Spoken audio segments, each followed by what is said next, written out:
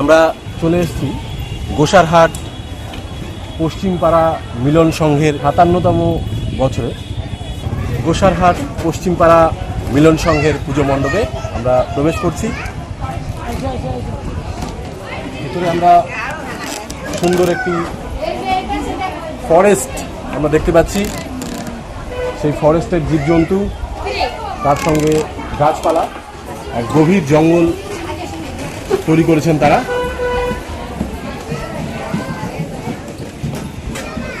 দর্শকদের, বিশেষত শিশুদের জন্য বিশেষ আকর্ষণ বলা যায় এই পুজো মণ্ডপটি।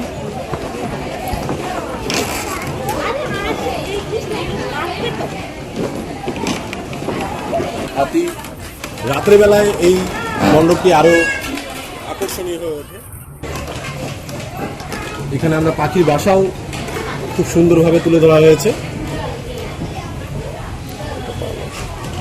রয়েছে দুটি বাদর এবং উপজাতি মহিলারা কি করে জঙ্গলের ওপর নির্ভর করে জীবিকা অর্জন করে তাও এখানে সুন্দরভাবে দেখানো হয়েছে। তারা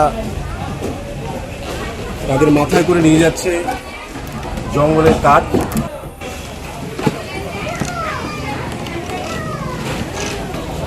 এখানে রয়েছে জঙ্গলের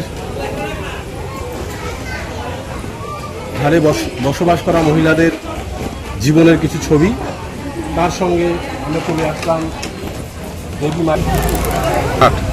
পশ্চিমপাড়া মিলন সংঘের মণ্ডপ থেকে বের হয়ে আমরা যাচ্ছি পরবর্তী পুজো মণ্ডপের দিকে। আপনারাও থাকুন আমার সঙ্গে। আমরা চলে আসলাম পশ্চিমপাড়া মিলন সংঘের তাদের দ্বিতীয় থিম, সমারোহে সমারোহ। চলুন আমরা মণ্ডপের ভেতরে প্রবেশ করব, দেখা যাক তারা এই মণ্ডপে কি আকর্ষণ রেখেছে। খুবই সুন্দর উপস্থাপনা।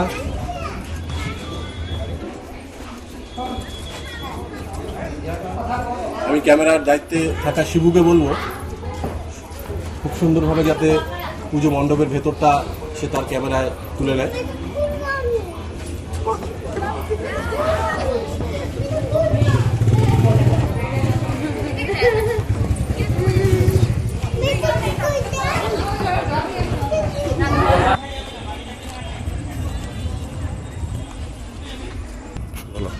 প্রতিটি মানুষের জীবনেই যে দৌড় ছোট থেকে বড় পর্যন্ত তাদের চলতে থাকে তা এখানে সুন্দরভাবে দেখানো হয়েছে।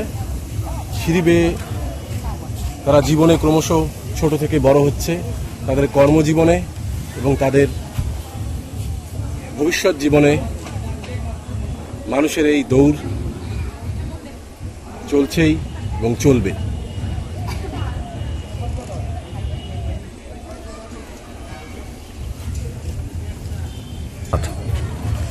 মানুষের জীবনে প্রতিনিয়ত এক লক্ষ্য থেকে অন্য লক্ষ্যে প্রথম ধাপ থেকে শেষ ধাপে পৌঁছানোর জন্য যে লড়াই, সেটাই হলো দৌড়। জীবনে কষ্ট করে বিভিন্ন কৌশলে সাফল্যে পৌঁছানোর লড়াই হলো দৌড়।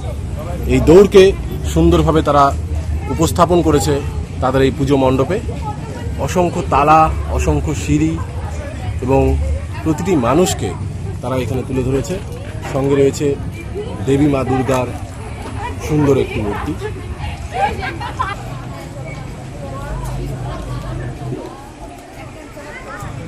হচ্ছি আমাদের এই মিলন সংঘের তৃতীয় থিম দৌড়ের থেকে। আজকের মতো গোসারহাটের পুজো মণ্ডপে আমাদের এটুকুই। পরবর্তী আপডেটের জন্য অপেক্ষা করুন।